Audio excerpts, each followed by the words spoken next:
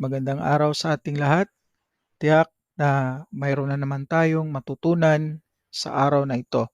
Huwag kalimutang mag-like, mag-share at mag-subscribe sa aking channel upang maging updated kayo sa susunod pa nating mga video. Sige, birahan na nato ni. Good morning, teacher! Yes, good morning, class. How are you? Fine, sir, thank you.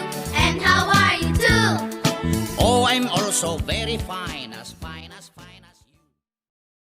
Sa nakaraang aralin ay ating tinalakay ang tungkol sa paikot na daloy ng ekonomiya. Sa araw na ito ay ating palalawakin ang ating kaalaman tungkol sa pambansang kita.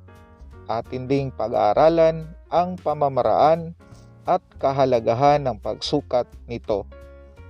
Ang ating aralin ay nakabatay sa most essential learning competency na nasusuri ang pamamaraan at kahalagahan ng pagsukat ng pambansang kita. Ang pambansang kita ay kumakatawan sa buong kita na ekonomiya o buong bansa. Sinusukat nito ang kabuuang produksyon ng bansa. Ang malilikhang produkto at serbisyo ay sinusukat at nalilikom ito bilang kita ng pambansang ekonomiya. Inilalarawan ng pambansang kita ang pang-ekonomikong kalagayan ng isang bansa. Ang dalawang panukat ng kita ng bansa na kadalasang ginagamit sa buong mundo ay ang Gross National Income o GNI at ang Gross Domestic Product o GDP. Ang pagsukat ng GNI at GDP ay isa lamang sa mga paraan upang malaman ang pag-unlad ng pambansang ekonomiya. Ang Gross National Income o GNI ay ang kabuuang halaga ng mga produkto at serbisyo na nagawa ng mamamayan ng isang bansa sa loob ng isang taon. Ito ay tinatawag din noon bilang GNP o Gross National Product na mas madaling matatandaan dahil ito ay tumutukoy sa mga produkto at serbisyong gawa nating mga Pilipino sa loob o sa labas man ng ating bansa. Ito ay sinusukat bilang quarter o sa loob ng isang taon gamit ang salapi ng isang bansa. Sa pagkwenta nito, hindi isinasama ang halaga ng hilaw na sangkap, kundi ang halaga ng mga tapos na produkto at serbisyo lamang. Isang halimbawa nito ay ang halaga ng tubo. Hindi sinusukat ang halaga nito, kundi halaga lamang ng asukal upang maiwasan ang duplikasyon sa pagbilang. Sa pagkwenta ng GNI, ang mga produkto at serbisyo na may market value lamang ang isinasama nito. Ang mga produkto na walang halaga at walang kinikitang salapi sa paggawa nito ay hindi sinasama sa pagkwenta. Ang produksyon din na mula sa informal na sektor o underground economy tulad ng pagbebenta ng banana Q sa bangketa ay hindi rin kasama sa pagkwenta sapagkat ang mga gawaing ito ay hindi nakarehistro sa ating pamahalaan. Ang mga produktong segunda mano ay hindi rin kabilang sa pagkwenta ng GNI. Ang Gross Domestic Product o GDP naman ay ang halaga ng kabuuang produksyon sa loob ng pambansang ekonomiya. Sinusukat ito sa isang takdang panahon, maaaring quarterly o sa loob ng isang taon.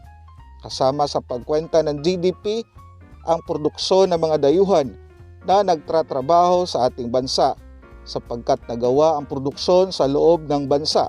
Samantalang ang produksyon ng mga nasabing dayuhan ay hindi sinasama sa pagkwenta ng GNI dahil hindi sila mamamayan ng ating bansa. Binibilang ang kanilang produksyon sa GNI ng kanilang bansa tulad na lamang ng ating mga overseas Filipino workers o OFW sa Kuwait. Ang mga kinikita nila ay sinasama sa pagkwenta ng ating GNI at ibinibilang naman sa GDP ng Kuwait. Ginagamit bilang instrumento sa pagsukat ng economic performance ng bansa Gross National Income o GNI, kabuuang produksyon ng mga mamamayan ng bansa. Gross Domestic Product o GDP, kabuuang produksyon sa loob ng bansa. May tatlong pamamaraan ang National Income Accounting.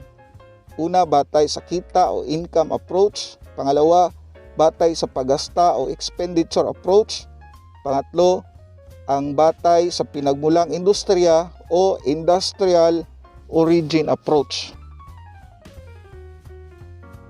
Tumutukoy sa lahat ng ginastos sa mga produkto at serbisyo sa isang partikular na taon. Sasama sa pagkwenta ang lahat ng gastusing personal, gastusin ng mga namumuhunan, gastusin ng pamahalaan, at gastusin ng panlabas na sektor. Dadagdag sa resulta ang statistical discrepancy at net factor income from abroad. Nakukuha sa pagsasama-sama ng lahat ng kita ng bahay kalakal at sambahayan sa pamamagitan ng mga salik na produksyon. Kita, sahod para sa paggawa, upa para sa lupa, at interes o tubo para sa kapital. Nasusukat ang GDP ng bansa kung pagsasamahin ang kabuuang halaga ng produksyon ng mga pangunahing industriya ng bansa. Ito ay ang sektor ng agrikultura, industriya at serbisyo. Batay sa aklat na Economics, Principles, Problems and Policies noong 1999, nina Campbell R. McConnell at Stanley Brew, ang kahalagahan ng pagsukat sa pambansang kita ay ang mga sumusunod. Una, ang sistema ng pagsukat sa pambansang kita ay nakapagbibigay ng ideya tungkol sa antas ng produksyong ekonomiya sa isang partikular na taon at may paliwanag kung bakit ganito kalaki o kababa ang produksyon ng bansa.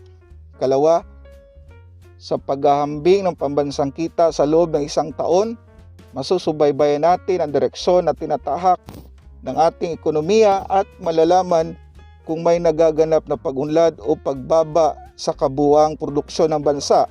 Katlo, ang nakalap na impormasyon mula sa pambansang kita ang magiging gabay ng mga nagpaplano sa ekonomiya upang bumuo ng patakaran at pulisiya na makapagpapabuti sa pamumuhay ng mga mamamayan at makapagpapataas sa economic performance ng bansa. Kaapat, kung walang sistematikong paraan sa pagsukat ng pambansang kita, haka-haka lamang ang magiging basihan na walang matibay na batayan. Kung gayon, ang datos ay hindi kapani-paniwala. Panglima, sa pamamagitang National Income Accounting, maaaring masukat ang kalusugan ng ekonomiya. Naway marami kayong natutunan sa araw na ito. Maraming salamat at hanggang sa muli.